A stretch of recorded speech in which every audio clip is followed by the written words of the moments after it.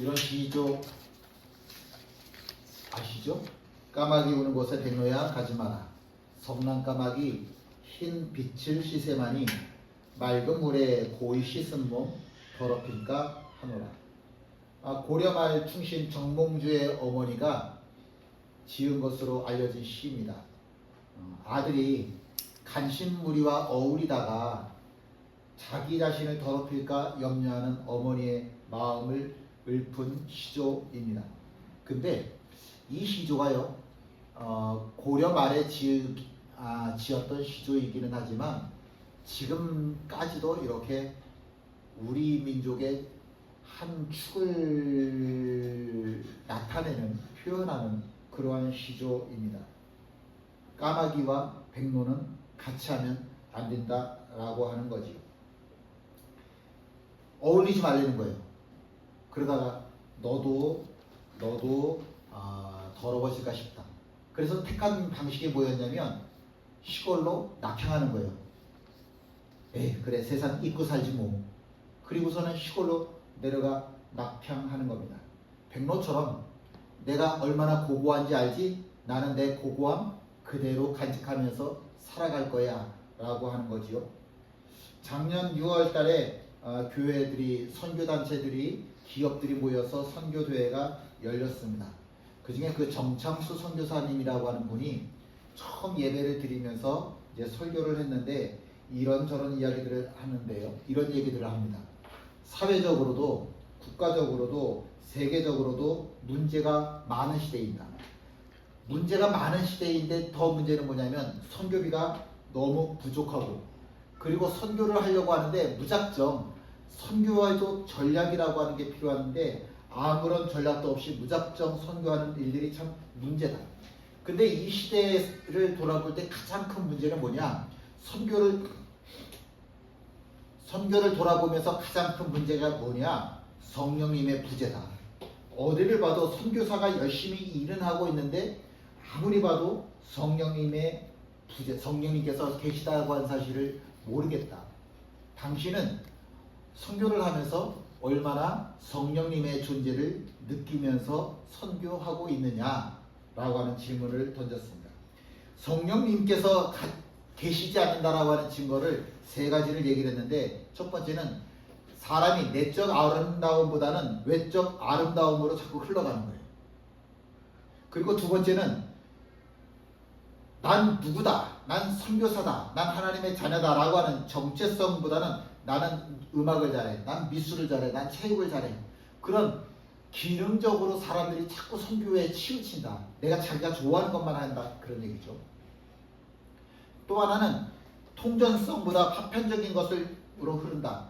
그거는 전체적인 눈으로 이렇게 봐야 되는데, 선교라고 하는 건 하나님의 눈으로 이렇게 전체를 돌아볼 수 있는 눈이 있어야 되는데 그저 자기 눈앞에 닥친 현실이라고 하는 거, 그거 자기 눈앞에 있는 현실 그거에 치우친다라고 하는 거예요. 그러면서 하는 얘기가 뭐냐면 하나님께서 선교하시려고 하는 일에 우리가 동참을 해야지 우리가 하고 있는 일에 하나님이 동참하면 안 되잖냐. 이게 참 중요한 얘기라고 생각합니다. 하나님이 하시고자 하시는 일에 우리가 동참을 해야지 우리가 하고자 하는 일에 하나님께서 동참해달라고 할 수는 없는 거잖냐. 복음을 전하는데 말로 전하는 복음이 아니라 이제는 복음이 말이 아닌 삶이 되어야만, 복음이 삶에서 증명되어져야만 하는 시대이다. 그러지 않고서는 복음이 전파되어질 수가 없다라고 하는 거죠. 2000년 전에 에베소를 돌아보면 육적으로나 영적으로나 굉장히 타락했던 도시였었습니다.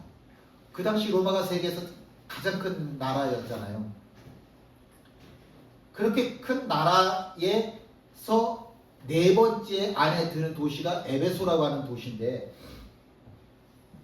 근데 이 에베소라고 하는 도시가 지정학적으로 보면 지정학적으로 봐도, 경제적으로 봐도, 군사적으로 봐도, 무역으로 봐도, 뭘로 봐도 가장 중심적인 위치에 놓여 있었던 겁니다. 그러다 보니까 돈이 많다 보니까 사치가 많다 보니까 향락도 많던 그런 도시가 에베소였던 거죠. 그 당시에 세계 7대 불가사의 중에 하나가 아테미 신전이라고 했잖아요. 그 아테미 신전이 딱 중심에 자리를 잡고 있는 겁니다. 지금도 세계에서 세계유산 1호라고 하는 게 저 파르테논 신전이라고 하는 건데, 그 파르테논 신전의 길이가 겨우 70m밖에 안 되고요. 폭이 30m밖에 안 되고 기둥이 46개가 있거든요. 근데 모든 이 파르테논 신전보다 2배는 더 크고 2배는 더 넓고 2배는 기둥이 더 많은 게 아테미 신전이라고 하는 겁니다. 어마어마하게 크다 보니까 거기서 합법적으로 일하는 그 여자 사제들이 많은데, 좋은 말로 하면 여자 사제고요. 그냥 우리가 흔히 이해할 수 있는 말로 하면 공창이라고 하죠. 공적인 창녀들입니다. 그런 창녀들이 수천 명이 그 아테미 신전에 모여 있었고, 그 수천 명의 공창뿐만이 아니라 그곳에서 일하는 노예들의 숫자는 너무 많아서 숫자를 다 셀 수가 없다라고 이야기를 하죠. 어마어마하게 큰 이 신전을 보기 위해서, 야, 그렇게 커? 사람들이 생각하는 거 있잖아요. 교회가 크면 이 교회는 하나님도 크실 것 같아. 뭐 이런 생각 있잖아요. 아테미 신전이 너무너무 크니까 사람들이 그럼 나도 그곳에 가서 예배를 드리고 싶다 라고 생각해서 엄청나게 많은 사람들이 몰려 들어와서 그 아테미 신전에서 숭상을 하였고 제사를 드렸고, 거기에 제사장들은 그 사람들에게 여러 가지 명목으로 돈을 다 갈취를 합니다. 이 신전이 어마어마하다 보니까 이 신전 안에서 일어나는 모든 일들은 다 치외법권이에요. 그러니까 나라에서 건드리지를 못했어요. 사람을 죽이던 살던 그냥 이 안에서만 해결하면 되는 거예요.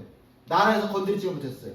그뿐이 아니라 여기 신전이 있으면 이 근방까지도 치외법권이에요. 나라에서 일절 건드리지를 못하는 겁니다.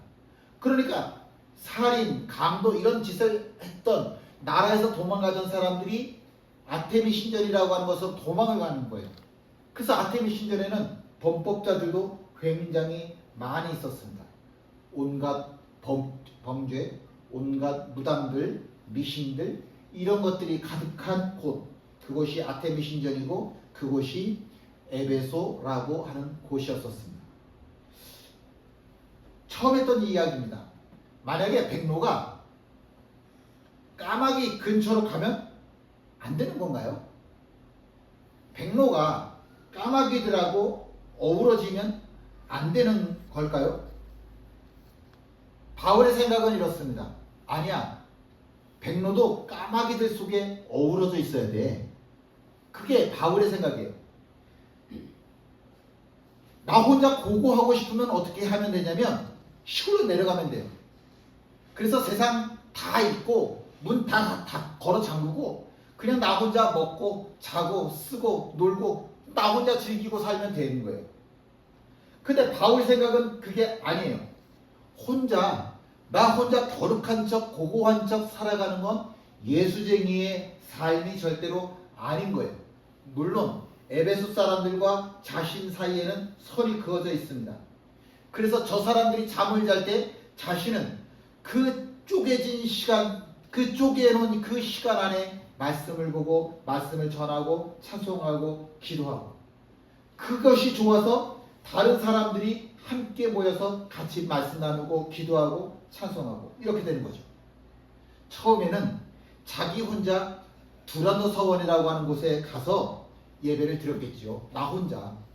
근데 사도 바울이라고 하는 사람이 혼자 고고한 척 살아가는 게 아니라 똑같이 에베소 사람들은 한가운데 살면서 예수쟁이로 살겠다라고 하는 이 마음을 보면서 이 마음이 너무 좋아서 사람들이 하나 둘 모여들기 시작하는 겁니다. 그러다가 얼마간의 시간이 지나다 보니까 더 많아지고 그렇게 2년이라고 하는 시간이 지나는 동안 여기에 모여있는 사람들이 함께 복음을 나누고 기도하고 찬양하는 이 사람들을 통해서, 바로 이 사람들을 통해서 복음이 아시아 전역으로 퍼지게 되는 겁니다. 그런데 성경 공부만 한다고 해서 복음이 전파되어지진 않아요. 우리끼리 예배를 드렸다고 해서 그게 어떻게 세상 사람들에게 복음이 전파되는 기회가 될 수 있겠습니까? 그렇진 않아요. 우리들을 통해서 복음의 능력이 나타나기 시작하는 거예요. 우리가 기도하면 병자가 낫고, 우리가 기도하면 귀신이 쫓겨나는 일들이 일어나기 시작을 하는 거예요. 그러니까 사람들이, 야, 신기하다. 나도 너처럼 기도해볼게. 나도 너처럼 예수 이름으로 명하노니 귀신아 쫓겨나라. 예수 이름으로 명하노니 병자야 일어나라. 나도 한번 해봐야지. 그런 사람들이 많아졌고, 그 사람들 중에 대표적인 사람들이 누구였냐면 스게와의 7 아들들이었다라고 하는 거죠. 그 7 아들이 예수 이름으로 명하노니 귀신아 쫓겨나라, 이런 식으로 돈을 벌고 싶은 거예요. 예수 이름이 주문인 줄 알아서 나도 한번 예수 이름 이렇게 하면 그래서 병이 낫고 귀신이 쫓겨나면 나 쉽게 돈 벌겠다. 그래서 작정하고 귀신한테 도전을 했더니 웬걸 귀신한테 공격을 당해서 벌거벗고 도망가는 추태가 벌어지게 됐죠. 이 스게와의 7 아들들이 그래도 제사장이라고 하는 이름을 가지고 있는데, 물론 거짓말이지만 사기지만, 제사장이라고 하는 이름을 가진 이 스게와의 아들들이 귀신한테 공격을 당해서 벌거벗고 도망갔다, 이 소문이 쫙 퍼지면서 놀라운 거는 사람들의 마음에 하나님을 두려워하는 마음이 생기기 시작을 하는 거예요. 하나님을 두려워하는 마음이 생기기 시작했다라고 하는 이야기는 뭐냐면, 내가 회개해야겠구나 라고 하는 생각이 들었다라고 하는 거죠. 꿈을 꿨어요. 제가 꿈을 꿨어요. 근데 무슨 꿈이냐면요, 하나님의 심판대 앞에 제가 이렇게 서가지고 이렇게 순서를 기다리고 있는 거예요. 처음에는 나 죽었구나, 나 지금 하나님의 심판대 앞에 섰구나, 그리고 아무 생각이 없었어요. 그렇게 서 있었는데 제 앞에 사람이 한 사람 줄어드는데, 한 사람씩 줄어들 때마다 제가 하나님 심판대 앞으로 갈 때마다 점점 제 마음에 무슨 마음이 들었을까요? 좋았을까요? 두렵더라고요. 제가 하나님 심판대 앞으로 간다라고 하는 사실이 이게 좋기만 할 줄 알았는데 두렵더라고요. 그래서 제가 꿈속에서 얼마나 몸부림쳤는지 몰라요. 뭐라고 소리쳤는지 아세요? 이게 꿈이었으면 좋겠어요. 이게 꿈이었으면 좋겠어요. 그러다가 깼어요. 이야, 얼마나 좋았는지 아세요? 그게 꿈이었다는 사실이. 내가 하나님 앞에서 회개할 기회도 온전히 누리지 못하고, 내가 하나님 앞에서 회개할 기회도 온전히 갖지 못하고 하나님의 심판 앞에 딱 서 있다? 이거 굉장히 두려운 일이더라고요. 괜찮으세요? 여러분들은 괜찮으실까요? 저는 그랬어요. 하나님께서는 불꽃 같은 눈으로 내 은밀한 것까지, 내가 감추고 싶은 모든 것까지 다 살피시는 하나님이시잖아요. 그러니까 나 아직 회개할 게 너무너무 많은데, 나 아직 온전하지 못한데, 야, 이거 내가 하나님 앞에 서면, 나 이거 하나님 앞에서 이거 어떻게 다 이거를 내가 감당해야 되지? 두렵더라고요. 두려운 마음밖에 없더라고요. 에베소 사람들은 정말 축복의 사람들이에요. 왜냐하면 회개할 기회를 얻었단 말이에요. 귀신들이 쫓겨나고 병자들이 낫는 모습을 보면서, 하나님이 살아계시는 걸 보면서, 하나님이 마냥 좋기만 한 분이 아니라 내가 회개하지 않으면 안 되는 분이구나 라고 하는, 회개하고자 하는 마음이 사람들 마음에 일어나기 시작하더라고요. 그래서 회개를 했으니까 이 사람들은 정말 축복받은 사람들임에 틀림이 없습니다. 이 마수라는 사람들이요, 야, 나 회개해야 되겠다. 그래서 자기들이 가지고 있던 보물이죠. 보물 1호들, 책들, 마수라는 책들을 다 가지고 나와서 불태우기 시작을 하는데, 그 불태웠던 책의 돈의 값어치가 우리 돈으로 자그마치 100억 원은 되더라 라고 하는 거죠. 100억 원은 되더라. 근데 누구도 말리지 않아요. 왜냐하면 그치, 회개하려면 이렇게 회개해야지 라는 마음이 있는 거예요. 회개하려면 이렇게 회개해야지, 그래 나도 회개해야지 이런 마음이 들지, 야 100억 원이 저렇게 불에 다 없어지네, 이게 아까워하는 사람들이 없더라는 거예요.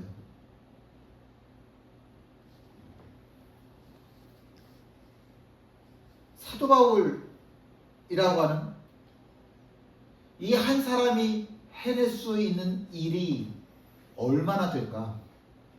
여러분, 나 한 사람이 할 수 있는 일이 얼마나 될까?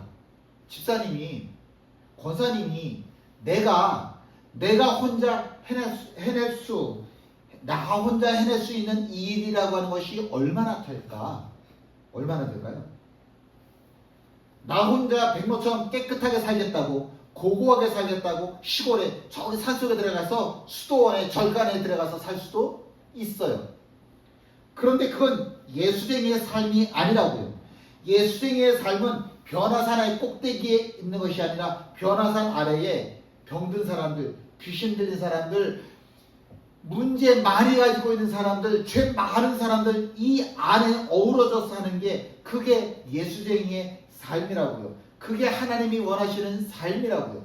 그래서 사도 바울도 혼자 고고하게 사는 것이 아니라 에베소 사람들 안에 같이 살아가는데 중요한 것은 내가 이 사람들과 같이 살지만 이 사람들에게 물들면서 살지는 않는 거예요. 그건 아닌 거예요. 내가 이 사람들에게 오히려 세상을 변화시키고 이 사람을 변화시킬지언정 이 사람이 절대로 나를 변화시킬 수가 없는 거예요. 징기스칸, 나폴레옹 이런 사람들을 영웅이라고 이야기를 하는데 우리가 영웅이라고 이야기하던 사람들은 죄 없는 수십만, 수백만의 사람들을 죽인 사람들이에요. 그 사람들은 영웅이 아니에요. 어떻게 그 사람들이 영웅일 수가 있어요? 그 사람들이 영웅이 아니에요. 진짜 영웅은 사도 바울처럼 한 사람의 생명을 살려내는 사람, 이 사람이 진짜 영웅이죠. 물론 그렇다고 해서 사도 바울이 난 영웅이야 이런 소리를 듣고 싶어 했다라고 하는 건 아닙니다. 사도 바울이 정말 보고 싶어 했던 일은 뭐냐면 이거예요. 함께 있죠. 이와 같이 주의 말씀이 힘이 있어 흥황하여 세력을 얻으니라. 하나님의 말씀이 힘을 얻어서 세상 끝까지 전파되어지는 것, 이거 원하는 거지. 나 영웅이야 이 소리 듣고 싶은 거 아니라고요. 이거라고. 정말 사도 바울이 원했던 거, 하나님께서 원하시는 건 뭐냐? 너 대통령 돼. 이거 원하시는 게 아니라 너를 통해서 하나님의 나라가 이 땅 끝까지 확장되어지는 모습 보고 싶다. 너를 통해서 누군가가 구원받는 모습 내가 보고 싶다. 이거지. 이거라고. 사도 바울을 중심으로 이 사람도 저 사람도 저 사람도 모여서 함께 복음을 나누다, 말씀을 나누다 보니까 복음이 힘을 얻어지는 거예요. 세례 요한이 뭐라고 그랬다고요? 나는 쇠하여야 하고 그리스도는 흥해야 된다. 이게 진짜 예수쟁이의 삶인 거죠. 다니엘을 시기하는 사람들이 있었어요. 그 사람들이 법을 만들었죠. 앞으로 30일 동안 임금님 외에는 임금님 외에는 누구한테도 기도하면 절하면 안 된다. 근데 다니엘은 나 기도해야 되는데 나 기도해야 돼. 오히려 문을 확장 열어놓고 기도의 숫자를 줄이는 게 아니라 오히려 아침, 점심, 저녁 주어진 시간마다 창문 확장 열어놓고 나 기도하는 거 볼 사람 다 봐. 나 숨어서 안 해. 그렇게 기도하는 거예요. 그런 다니엘한테 기도하지 말라고 하는 법. 이건 진짜 기도는 다니엘. 그런 다니엘에게 기도하지 말라고 하는 건 다니엘을 죽이겠다라고 하는 법인 거죠. 내가 한 달 동안 기도 안 해도 세상 바뀌는 거 없어요. 내가 한 달 동안 저 사람들이 기도하지 말라고 하는 그 시간 동안 내가 기도했어. 그런다고 세상 바뀌는 거 없어요. 없다고. 내가 기도한다고 그래서 세상이 바뀌겠어요? 내가 기도하지 않는다고 그래서 세상이 바뀌겠어? 그건 하나도 중요한 게 아니야. 그냥 내 다니엘의 생각하는 건 간단해요. 나는 하나님을 높이는 삶을 살겠다. 그거예요. 나는 하나님을 높이는 삶을 살겠다. 그리고 기도하는 거예요.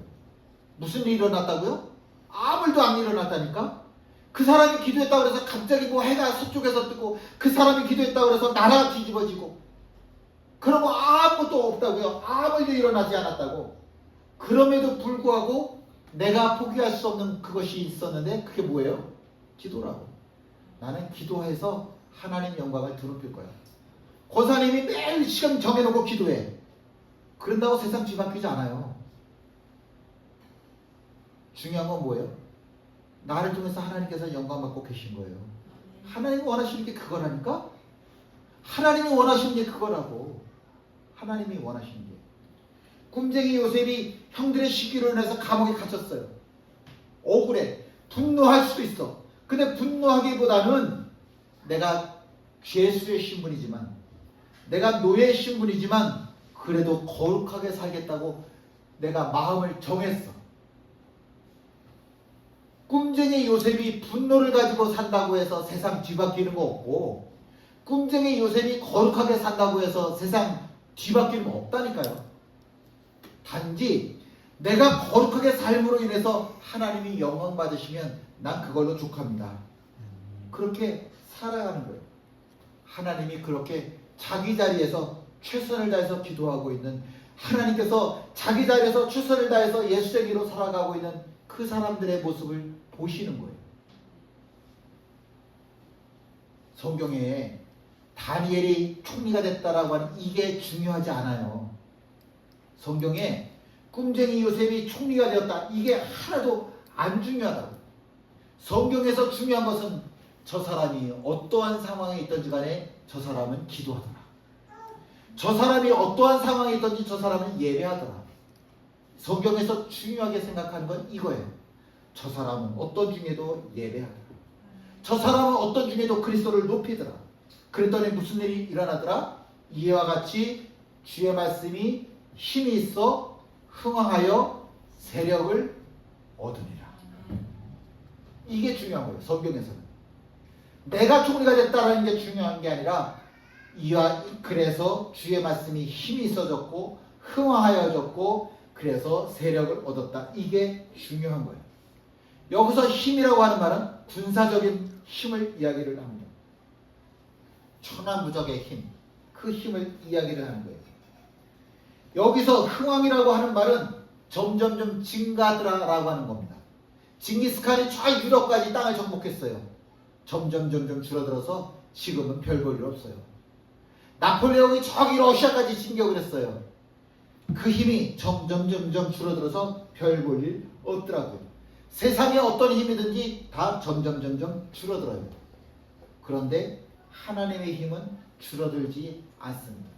오히려 시간이 지날수록 점점 더 강해지는 것이 하나님의 힘입니다. 또 이렇게 말씀합니다. 세력을 얻었다라고 말씀합니다. 여기서 이겼다라고 하는 게 중요한 거예요. 이겼다. 세력을 얻었다라고 하는 말은 이겼다라고 하는 말이에요. 질병을 이겼다, 세상을 이겼다, 귀신을 이겼다라고 하는 이야기입니다. 악귀 들린 한 사람이 스게와의 7 아들을 이겼잖아요. 힘이 더 강하다고. 귀신의 힘이 얼마나 강한지 7명의 사람들을 쫓아내버리더라고요. 그런 귀신, 강한 귀신도 예수의 이름 앞에서, 참 예수쟁이 앞에서는 도망가고 말더라고요. 내가 도망가야 돼요? 귀신이 도망가야 돼요? 내가 도망가야 돼요? 귀신이 도망가야 돼요? 에베소 사람들은 거대한 아테미 신전이라고 하는 것에 눌리고 살았어요. 그런데 그 속에 참 예수쟁이들이 생겨나기 시작하니까 에베소도 변화가 되더라고요. 어느 분이 저한테 대한민국의 미래가 너무 어둡다고, 걱정된다고 탄식을 하더라고요. 그러면서 저보고 어떻게 생각하니? 대통령부터 시작해서 나라 곳곳이 다 썩었는데 어떻게 하면 좋겠니? 저보고 어떻게 생각하니? 제가 뭐라고 그랬겠어요? 저는요, 한 방울의 빗방울이 모여서 바다를 만든다고 믿어요. 저는요, 한 방울의 물이 바다로 흘러가고 또 한 방울의 빗방울이 바다로 흘러가면 결국에는 바다를 변화시킬 수 있다고 저는 믿습니다. 물론 하나님이 저한테 너는 사도 바울이 돼야 돼 이렇게 말씀하지 않아요. 물론 집사님한테 하나님이 너는 다니엘이어야 돼 이렇게 요구하지 않으신다. 하나님이 사모님한테 너는 다윗이어야 돼 이렇게 요구하지 않으신다고. 하나님이 절대로 원하시지 않아요. 하나님이 원하시는 건 간단해요. 너가 있는 그 자리에서 너는 예수쟁이로 살아라. 내가 화려해질 필요도 없고 내가 유명한 자가 될 필요도 없다는 거예요. 너는 너가 서 있는 자리에서 기도하는 사람으로 살아라.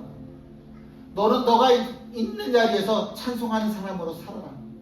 너는 너가 서 있는 자리에서 그럼에도 불구하고 다시 소망 가운데 일어서는 사람이 되어라. 그러면 나는 좋게 해요. 결국에는 믿음의 사람 집사님을 통해서, 결국에는 믿음의 사람 권사님을 통해서, 사모를 통해서 이 땅이 변화되어집니다. 저는 그날을 믿습니다. 함께 일어나 찬양하시죠.